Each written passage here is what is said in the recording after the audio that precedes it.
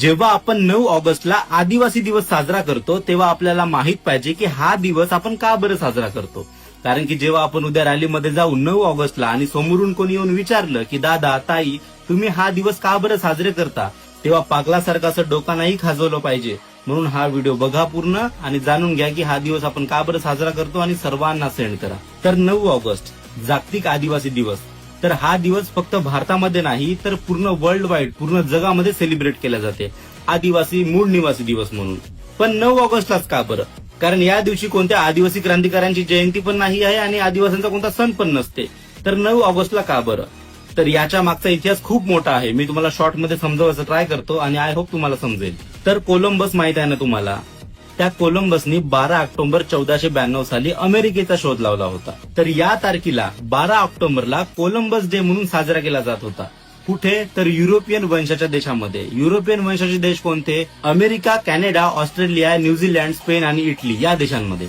तर या दिवसाला 1992 साली 500 वर्ष कंप्लीट झाले.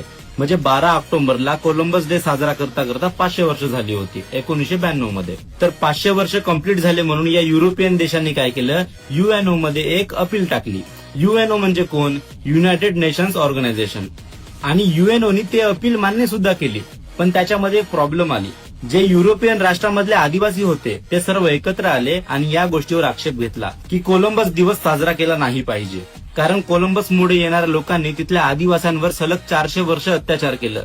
बलात्कार, नरसंहार चालूच होता 400 वर्ष. आणि तशा माणसाचा दिवस तुम्ही साजरा कराल का? या गोष्टीवर त्यांनी आक्षेप घेतला. मग युएनओनी कोलंबस दिन रद्द करून जागतिक आदिवासी दिवस ही संकल्पना जगापुढे मांडली.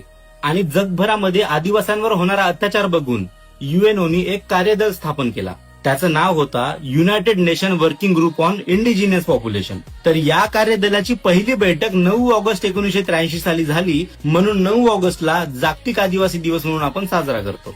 आणि 9 ऑगस्ट 1984 साली पहिला जागतिक आदिवासी दिवस म्हणून साजरा केला गेला. आय होप तुम्हाला समजलं असणार. खूप मोठी स्टोरी आहे पण मी शॉर्ट मध्ये सांगायचं ट्राय केलो.